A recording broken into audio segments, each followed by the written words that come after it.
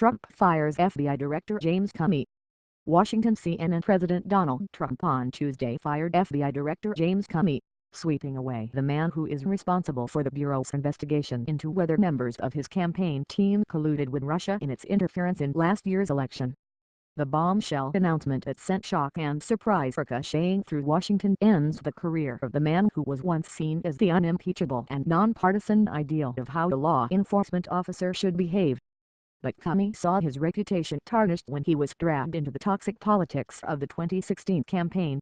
The Trump administration attributed Comey's dismissal to his handling of the investigation into Democratic nominee Hillary Clinton's email server, but Democrats ridiculed that notion, raising parallels to Watergate-era firings and suggested Comey was getting too close to the White House with the Russia probe. In any case, senior White House officials appeared to have badly misjudged the impact of Trump's sudden move. The source with knowledge of discussions inside the White House told CNN's Dana Bash that the thinking was that because Democrats were saying precisely what Deputy Attorney General Rod Rosenstein said in a letter explaining the grounds for Comey's dismissal, there would be no backlash. What was not thought through apparently was an explanation of why Comey was fired now, at a time when critics would immediately conclude it was because of the Russia probe. In recent days, Comey again came under fire for his handling of the investigation into Clinton's private email server. Many Democrats believe that his announcement that he was reopening the probe 11 days before the election cost the former Secretary of State the presidency. Comey learned of his dismissal from televisions tuned to the news, as he was addressing the workforce at the FBI office in Los Angeles, law enforcement sources said. The source said he made a joke about it to lighten the mood and called his office to get confirmation. The letters in a signed letter released by the White House, Trump informed Comey that he was hereby terminated and removed from office, effective immediately, explaining that he reached a conclusion that Comey is not able to effectively lead the Bureau. It is essential that we find new leadership for the FBI that restores public trust and confidence in its vital law enforcement mission, Trump told Comey in the letter.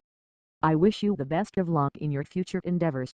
White House Press Secretary Sean Spicer, sandwiched in the dark between the gaggle of reporters and a large shrub on the White House driveway, described Trump's decision as arriving only after a long memo from the Deputy Attorney General, which Spicer said was delivered Tuesday, detailing Comey's shortcomings on investigating Clinton's emails. But multiple White House officials said Trump had been considering firing Comey for at least a week before he made Tuesday's decision. Indeed, Trump revealed his anger in a string of late-night messages on Twitter May 2, exactly a week before his final decision was made public. At the center of Rosenstein's rationale for recommending Comey's firing was the director's handling of the investigation into Clinton's private server, namely his decision to recommend no charges be filed and the news conference he held to explain his reasoning. Rosenstein accused Comey of attempting to usurp the Attorney General's authority by publicly announcing why he felt the case should be closed without prosecution. Compounding the error, the director ignored another long-standing principle: we do not hold press conferences to release derogatory information about the subject of a declined criminal investigation, Rosenstein argued in his memo. We should reject the departure and return to the traditions of the Bureau, Rosenstein said. The way the director handled the conclusion of the email investigation was wrong. As a result, the FBI is unlikely to regain public and congressional trust until it has a director who understands the gravity of the mistakes and pledges never to repeat them.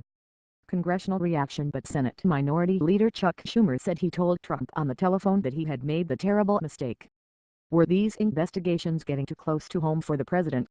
Schumer asked, and in a sign of possible trouble for the administration, Republican Senator Richard Burr, who is leading the Senate Intelligence Committee probe into alleged Russian influence on the election, expressed disquiet at the firing of Comey, which he described as a loss for the Bureau and the nation. I am troubled by the timing and reasoning of Director Comey's termination. I have found Director Comey to be a public servant of the highest order, and his dismissal further confuses an already difficult investigation by the committee, Burr said. As Democrats renewed their demands for a special counsel, arguing that the Trump Justice Department could not be trusted to oversee the case, Republicans insisted that one was not needed.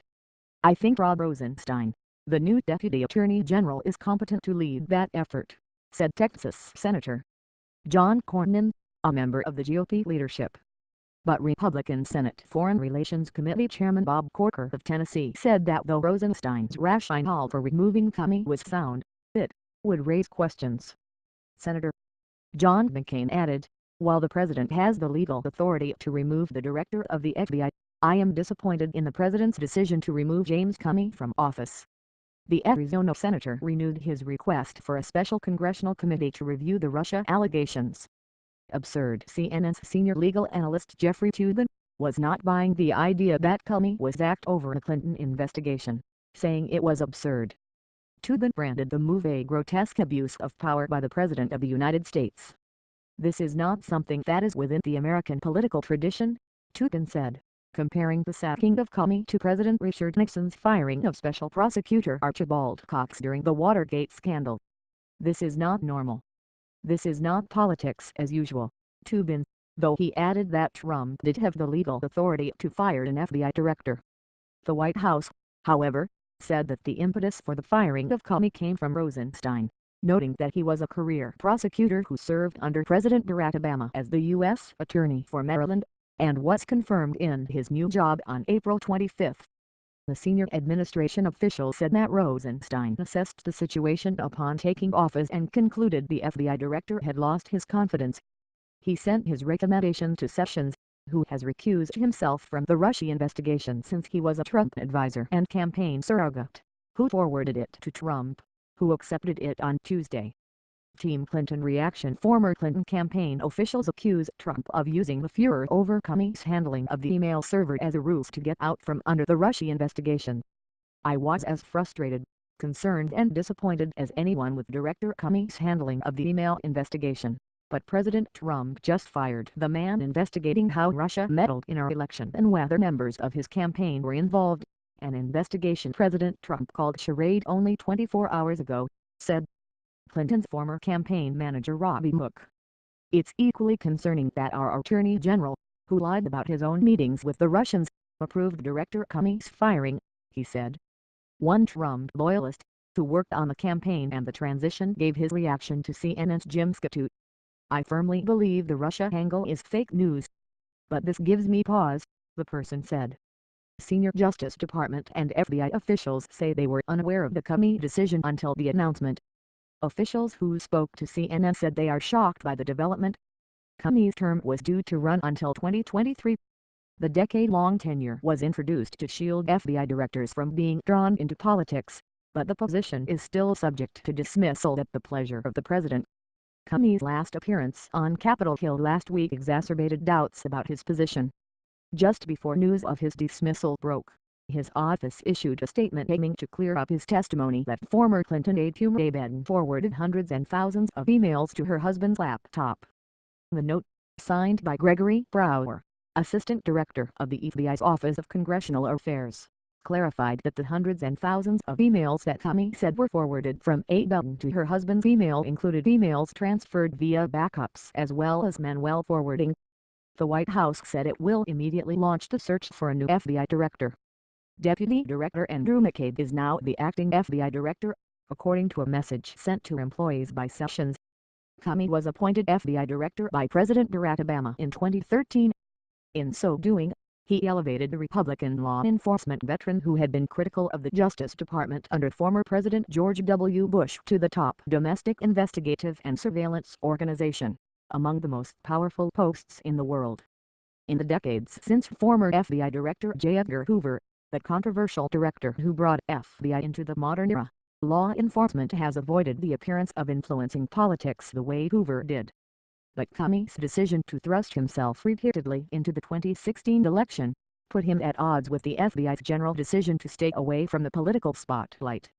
Comey made the decision in July to go public with his recommendation that the Justice Department not pursue any charges against Clinton or her former staffers over her email practices as Secretary of State. However, he also took the opportunity to rebuke Clinton at length as being extremely careless with sensitive information. Then-candidate Trump had talked up the investigation until this point, at which time he and his campaign derided Comey for the political decision. Just days away from the election, Comey jumped into the race again. He informed Congress, via letter, that the FBI had reopened its investigation into Clinton. The decision was made because of its investigation into former Representative Anthony Weiner, who is married to Clinton confidant Huma Abedin. Comey followed up days later with another letter, informing Congress that the FBI didn't find anything and continued to believe Clinton's practices did not merit the pursuance of any criminal charges. After Clinton's loss, former President Bill Clinton blamed Comey for it, as have many Clinton staffers, at least in part. Last week, Hillary Clinton herself told CNN's Christiana Manpour, "I was on the way to winning until a combination of Jim Comey's letter on October 28 and Russian WikiLeaks raised doubts in the minds of people who were inclined to vote for me and got scared off." After taking office, Trump met with Comey at the White House. He offered a cryptic remark to the FBI chief. "Oh, here's Jim," Trump said in January. "He's become more famous than me.